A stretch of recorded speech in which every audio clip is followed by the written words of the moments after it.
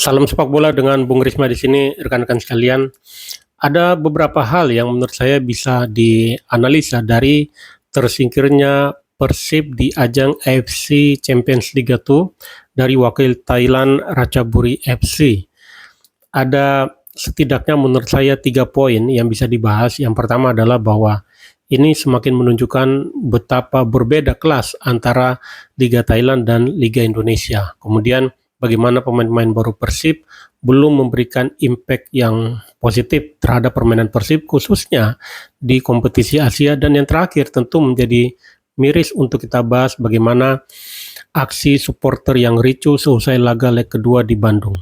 Yang pertama kita bisa melihat bagaimana kekalahan Persib juara Liga Indonesia musim lalu kalah dari Ratchaburi FC. Padahal kalau kita perhatikan Ratchaburi FC dia ini bukan juara Liga Thailand musim lalu.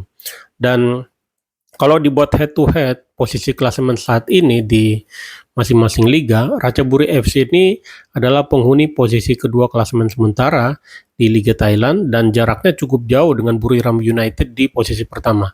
Adapun Persib adalah pemimpin klasemen sementara di Liga Indonesia saat ini dan juara Liga Indonesia musim lalu. Kita bisa lihat perbandingannya, bagaimana tim peringkat kedua sementara klasemen Liga Thailand mengalahkan pemimpin klasemen sementara di Liga Indonesia. Sekali lagi ini semakin menegaskan bahwa Liga Thailand memang lebih baik daripada Liga Indonesia dan sangat wajar kalau kemudian Liga Thailand disebut sebagai liga terbaik di Asia Tenggara. Kemudian kalau kita perhatikan lebih dalam lagi, kekalahan Persib ini semakin menegaskan bahwa level Liga Thailand ini bukan hanya lebih tinggi daripada Liga Indonesia, tetapi juga mereka lebih stabil.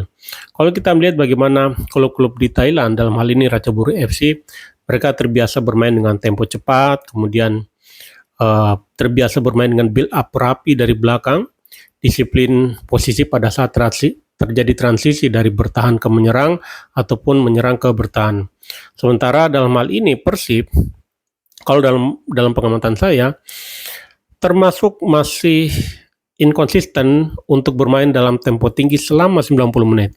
Kemudian transisi bertahannya termasuk lambat dan build up-nya sering terlalu direct pada saat ditekan.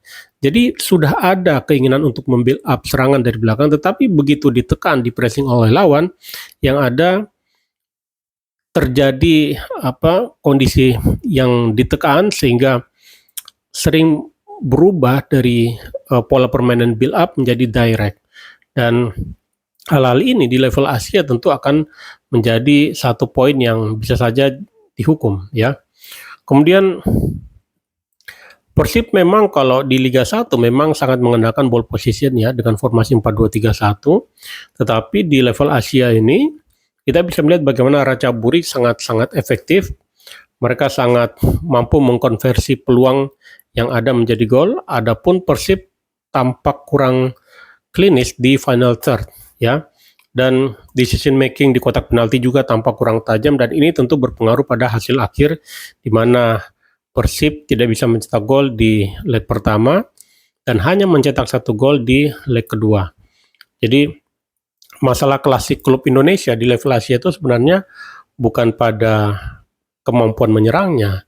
Mereka bisa menyerang tetapi cenderung kurang efisien, cenderung kurang efektif. Ini yang harus diperhatikan oleh klub-klub Indonesia berikutnya yang akan tampil di kompetisi Asia.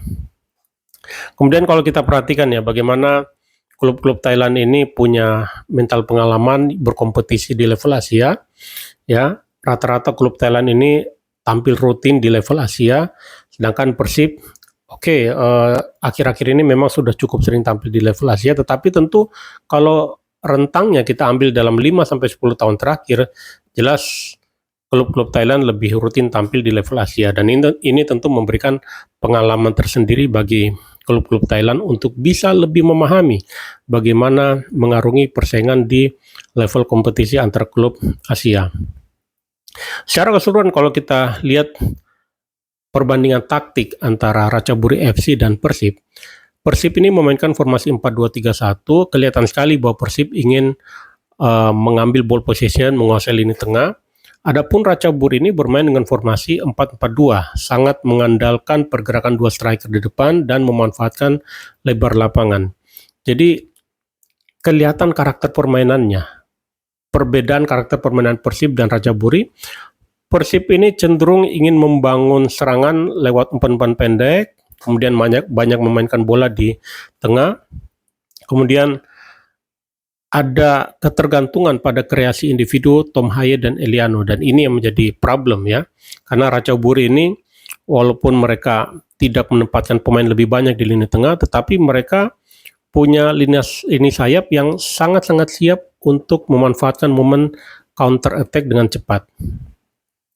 Kemudian dari sisi dua gelandang mereka di lini tengah juga sangat defensif, sehingga walaupun mungkin secara ball possession mereka tidak lebih baik, tetapi mereka bisa menjaga kedalaman pertahanan. Dan kita bisa melihat bagaimana perbandingan dua taktik ini kemudian mempengaruhi hasil, di mana Ratchaburi bisa mencetak 3 gol di leg pertama dan mereka hanya kebobolan 1 gol di leg kedua. Kita bisa melihat bagaimana Persib ini sangat ingin menguasai bola, tetapi Ratchaburi sangat-sangat mengancam lewat serangan-serangan yang memanfaatkan transisi cepat. Transisi cepat inilah yang menjadi titik lemah Persib. Mereka kehilangan bola dan sulit mengatasi transisi cepat dari pergerakan Ratchaburi FC. Kemudian kita bisa melihat di lini depan, Persib mengandalkan satu striker tunggal, sedangkan Ratchaburi mengandalkan duet striker. Ya, duet striker inilah yang kemudian memberikan lebih banyak opsi untuk penyerangan Ratchaburi, dan ini tentu lebih membahayakan dari sisi serangan.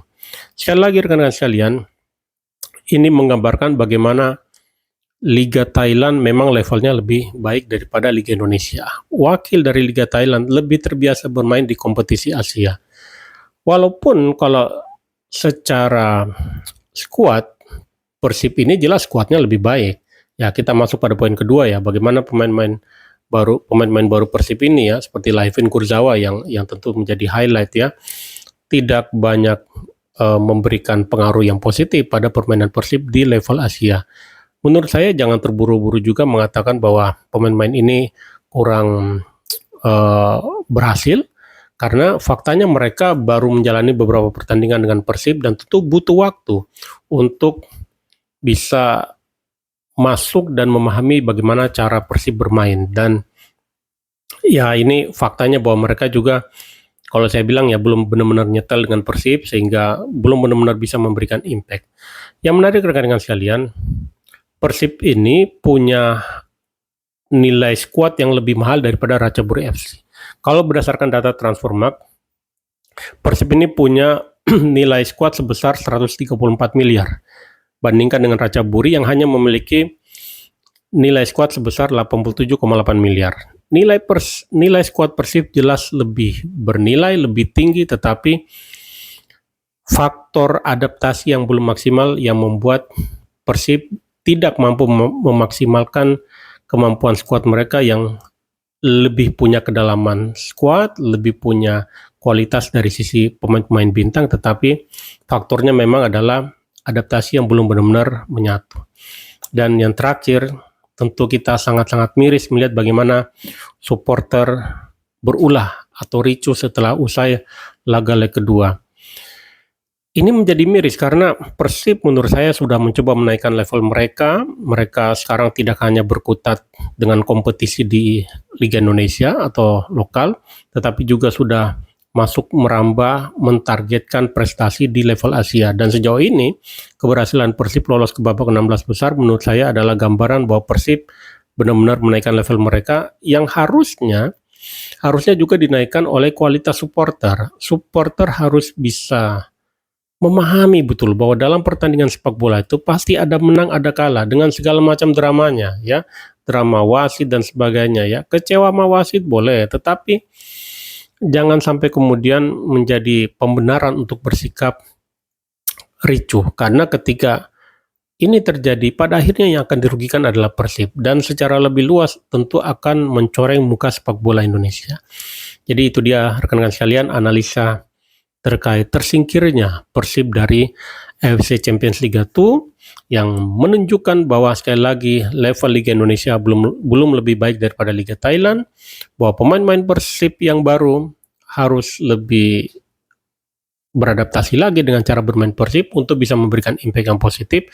Dan yang terakhir, semoga supporter bola di Indonesia ini benar-benar paham betul bahwa sepak bola adalah satu olahraga yang pasti ada menang, pasti ada kalah, nikmati dengan baik. Ayo nikmati sepak bola ini dengan tepat dan benar. Demikian rekan-rekan sekalian, salam sepak bola dan selamat menunaikan ibadah puasa.